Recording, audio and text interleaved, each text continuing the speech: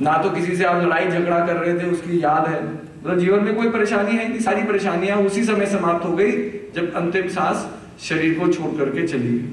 सारे दुख बंधन, सारे परेशानियां, घुटने का भी ऑपरेशन नहीं कराना जरूरी, शरीर काम ही नहीं कर रहा जब सांस ही नहीं है तो घुटने काम ही नहीं कर रहे, किसी भी चीज की कोई चिंता नहीं, आप संसार को छोड़ के चलेंगे।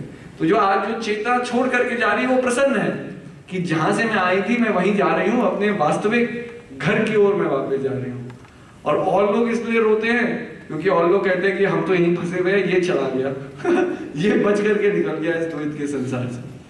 तो विडंबना क्या है कि जब तक मन को नहीं समझा तब तक कहीं ना कहीं जीवन में दुख संघर्ष रहेगा, क्योंकि आपका वास्तविक स्वरूप क्या है ये महान पुरुष जागृत करना चाहते हैं और वो दिखाना चाहते हैं कि जो आप अपने आप को समझते हो अभी वो आप हो नहीं। और हम अपने आप को कैसे जान रहे हैं? हम मन की ही विडंबनाओं से तो अपने आप को पहचान रहे हैं। मन कहता है मेरा ये नाम है, तो हमने एक नाम को अपनी पहचान बना दिया, लेकिन आप नाम से परे हैं। आपका एक नाम है लेकिन नाम आपका सर्वस्व नहीं है। अगर मैं किसी का नाम लूं तो नाम लेने से मैं उसके व्यक्तित्व को थोड़ी जान सकता हूं। अगर किसी का नाम रावण है लेकिन गुण राम के है तो रावण कहने से वो रावण तो नहीं बन गया ना, रावण तो एक नाम है।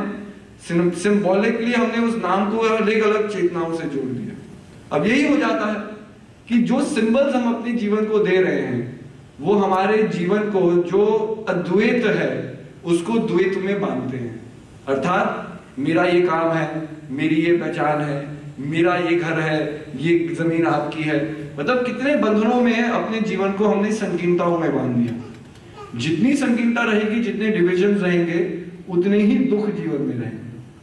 तो महान पुरुष यही समझाना चाहते हैं कि सिंबल से परे अपने वास्तविक स्वरूप को जानो। ये तो जानो आप हो कौन।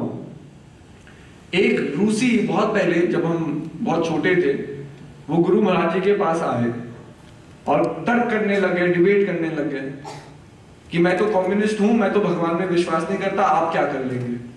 तो गुरु महाराज जी ने उसे बिठाया, उसने कहा मैं कुछ नहीं कर सकता, लेकिन एक छोटी सी मेरी रिक्वेस्ट है, आप उसे पूरा करके दिखाइए तब आगे बात करेंगे। तो वो व्यक्ति कहता है कि मैं धर्म में विश्वास नहीं करता, मैं आपकी कोई बात पे विश्वास नहीं करता। तो गुरु महाराज जी कह रहे हैं मेरी बातों को आपको सुनना ही नहीं है, बस एक काम करना है छोटा सा कि आप एक लंबी सांस लीजिए, उसे रोक करके रखिए और जब तक मैं कहूं ना सांस को छोड़िएगा मत, मतलब अपने अंदर ही रखिएगा। तो बहुत लंबी सांस लेता है, रुक जाता है, 10 सेकंड बीतते हैं, महाराज जी की ओर देख रहा होता है कि आप बोलेंगे कि सांस लो। 20 सेकंड बीतते हैं, 30 सेकंड बीतते हैं, 30 सेकंड बाद उसका चेहरा लाल होने लगता है और अंत में एक समय आता है कि वो सांस लेना उसके लिए जरूरी हो जाता है।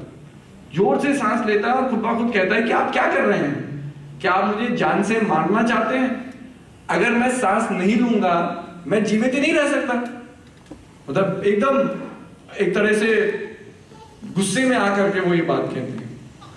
तो गुरु महाराज जी उनकी तरफ देखते हैं और हंस करके कहते हैं कि आप भगवान में विश्वास नहीं करते हैं लेकिन अपने आप में तो विश्वास कर रहे हैं ना, कि आप ये